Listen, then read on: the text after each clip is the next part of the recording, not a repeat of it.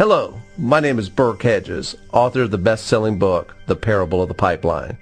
I open my book with a story about Pablo and Bruno, who take two very different paths in their quest for financial independence. What you're about to see is the delightful animated story of their adventure. So, sit back, relax, and enjoy the life-changing lessons in The Parable of the Pipeline.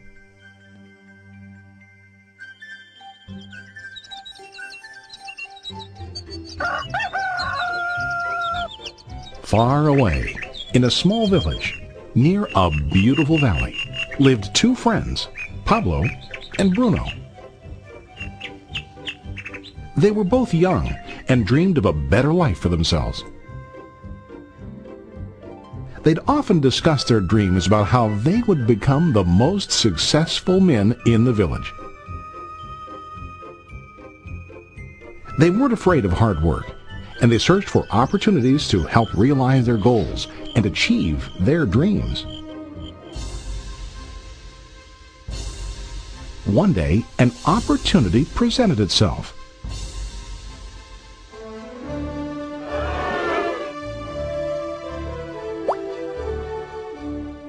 The mayor of the village decided to hire two people to bring water from a spring up on the mountain, across the valley, back down to the village. They were to be paid based on the amount of water delivered to the village. Bruno and Pablo enthusiastically got to work.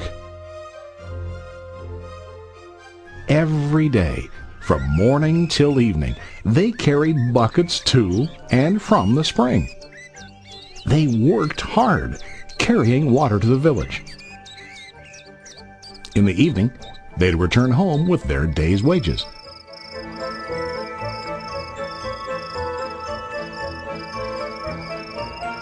Bruno was satisfied with his work and the money he earned. He was sure that with this work he could achieve his dreams. Bruno thought that to increase his wages he could use bigger buckets to bring more water each trip.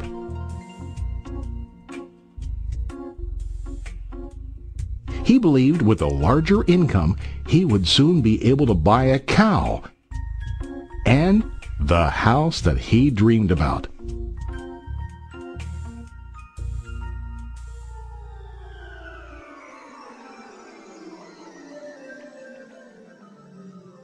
Now Pablo was not satisfied. At the end of the day, his back and hands ached, and he was exhausted. He was looking for an easier way to earn more. One day an idea occurred to Pablo. He imagined building a pipeline to deliver the water from the mountain spring to the village.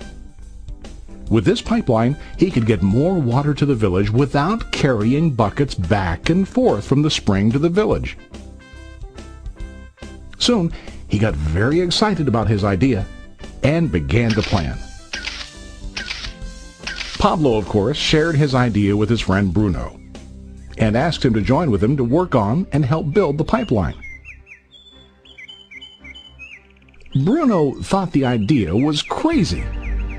All Bruno could think about was what his money could buy today and how to get it quicker.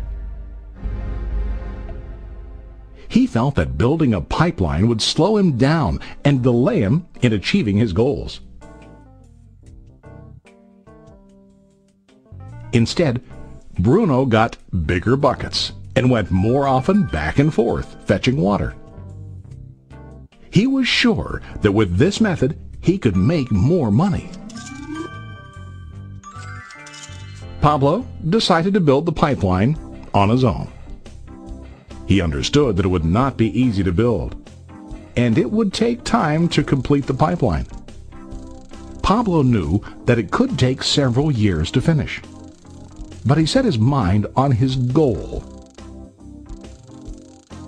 Every day he worked and carried water like before.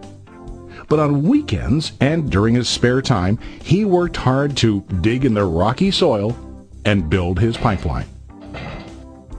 In the first month, there was little to show for his work.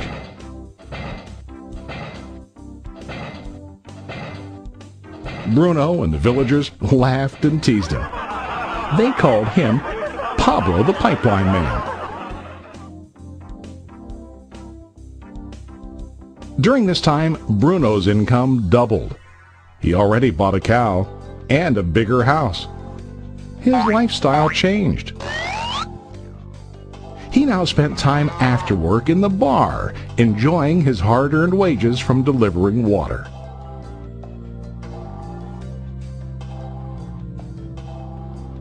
What Bruno didn't realize was that his body was starting to stoop from carrying the heavy buckets every day.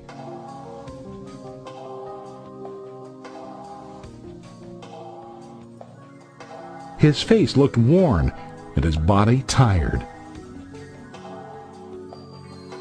Soon, he began to carry less and less water due to the wear and tear on his body.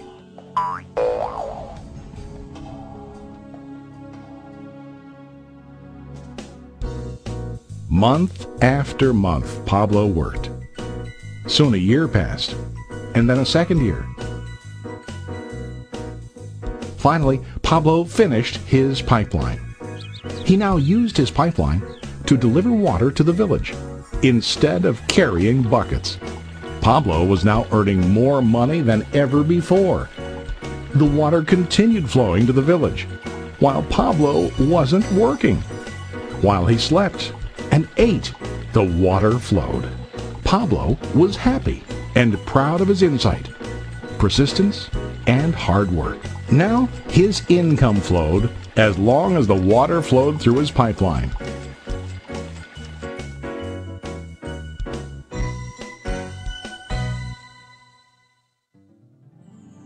The story of Bruno and Pablo is a reflection of life.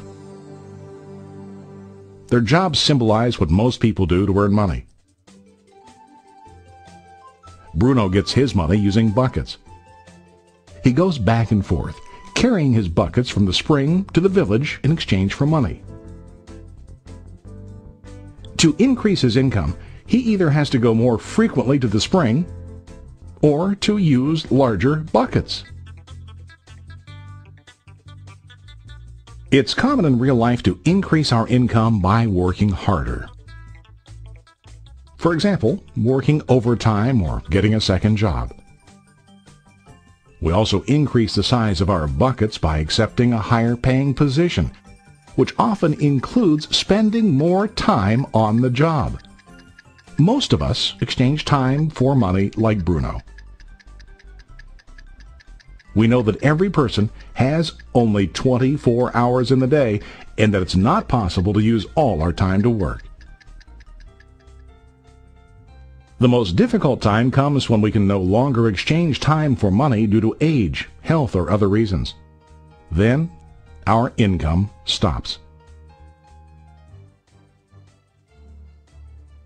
Now let's review what Pablo did. Very wisely, Pablo did not exchange all of his time for a limited income, but he used some of his time to build a pipeline.